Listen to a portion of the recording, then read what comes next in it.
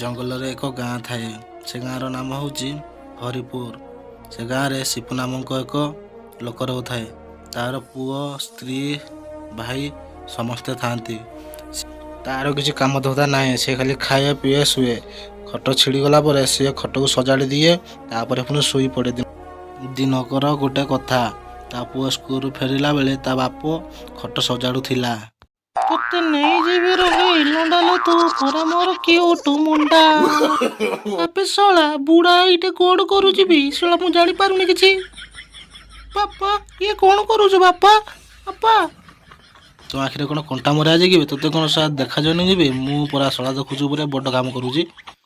ଆଉ ପଚାରୁଛୁ କଣ କରୁଛୁ? ଯା ଶଳା ଯା ଘରକୁ ଯା, ଖାଇବୁ ଯା। ଇ ଭଗବାନ, ଶଳା ଗାଉଛି ରଙ୍ଗେ ଲଣ୍ଡା ଗୀତ। ଶଳା ପାଠର ଶଳା ନାଁ ଗନ୍ଧ ନାହିଁ, ଶଳା ଗାଉଛି ଶଳା ରଙ୍ଗେ ଲଣ୍ଡା ଗୀତ। କୋଉ ବାଳ କାମ କରୁଛ କି? ପଚାରିଲେ ପୁରା ରାଗି ଯାଉଛ। ପଚାରିଲେ କହୁଛ ନା ବଡ଼ କାମ। ମୁଁ ବାଳ କାମ ନା ବଡ଼ କାମ? ଭାଉଜ ଗୋଟେ ତମକୁ କଥା କହିବାର ଥିଲା। ଖରାପ ଭାବୁନି ତ? ଭାଇନା ଆମ ସେ ପୁରୁଣା ନୁନାରେ ଗୋଟେ ଝିଅ ସହିତ ବୁଲୁଛନ୍ତି।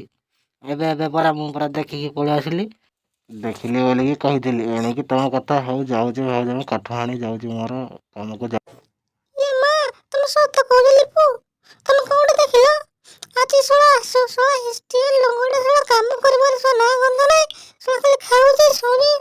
ଏଇଠି କୋଉଠି ମୋ ପୋଷ୍ଟଟା ପକେଇଛି, ଶଳା ପାଉନି ମୁଁ। ଶଳା ମତେ ଭୋଲା ମନଟା। ଆବେ ଶଳା କଣ କହୁଛୁ ଏଇଠି ବେ? ଶଳା ତୋର କାମ ଧନ୍ଦା ନାହିଁ କି ବେ? ଶଳା ମୋ ସ୍ତ୍ରୀ ସହିତ ମୁଁ ନଥିଲା ବେଳେ ଶଳା କଥା ହଉଛୁ। ଶଳା ତୁ ଏତେ ବର୍ଷା ଯା ଶଳା ଯା କାଠ ଆଣି ଯା।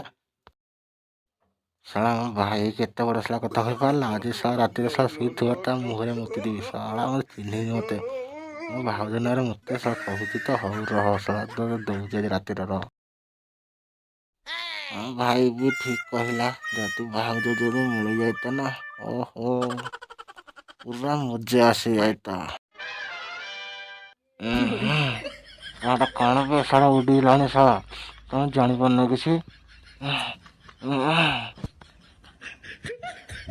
ଏ ବାଳ କେତେ ଓଜନ ବେ ଶଳା। ଗୋଟେ ଚାଲି ଚାଲି ଆସିଲା ବେଳେ ଶଳା ସନ୍ଧ୍ୟା ହେଇଗଲାଣି। ଯଦି ଭାଉଜ ଯଦି ମୋ ଗୋଡ଼ ହାତ ଟିକେ ମାରି ଦିଅନ୍ତା ନା, ପୁରା ମଜା ଆସିଯାଆନ୍ତା।